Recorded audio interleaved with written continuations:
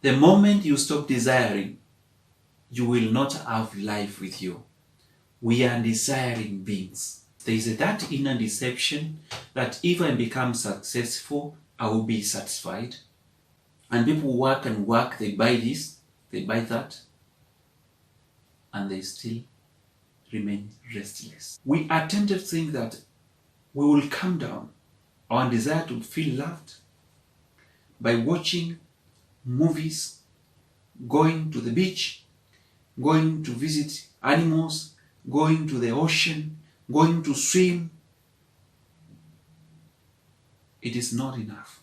In the Catholic Church, we are in the season of Advent, the season of waiting, the season of conversion, the season of preparing for Christ. We have been having this season every year. And some of us are Christians for over 20 years. Every year we prepare. But what do we prepare? What do we do? After fasting, what do you do during Christmas? It is so disappointing that I will sit first week, second week, third week, Christmas comes, and after all the modification I will have done, I still fall to the same sin, the same mistakes, the same excesses, the same limitation. And yet we try our best and still land in the same problem. Some people have given up because they say, but I always repeat the same mistake. Oh my God, the same mistake, the same problem. For us to benefit fully from this season, and for us to benefit fully as Christians, for us to realize that feeling of being loved, there are three things involved. Your story is involved. Your relationships, your otherness is involved. And the principle of graduality is involved. These are the things I've been coming to them and making them clear to you, explaining them, expounding them.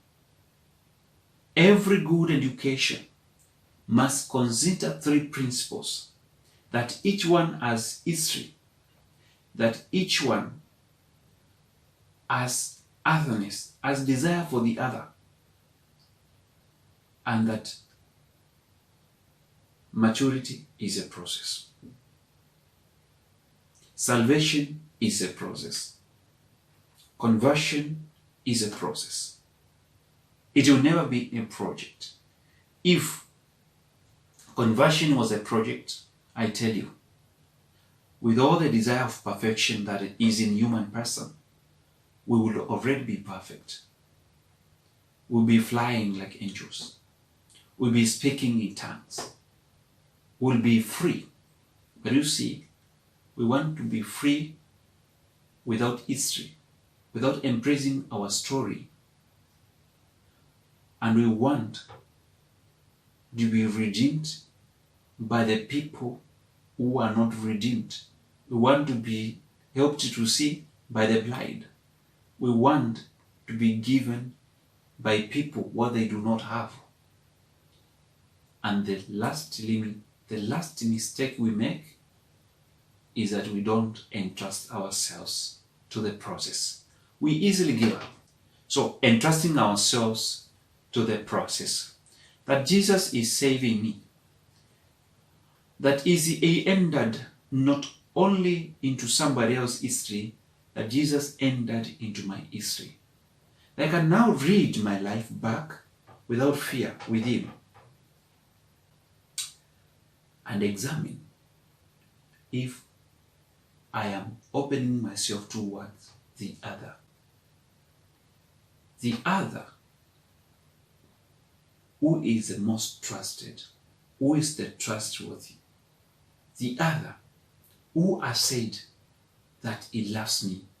The other, who spent the last drop of His blood for my salvation. All of us have story. My brothers and sisters, our story is a story of salvation.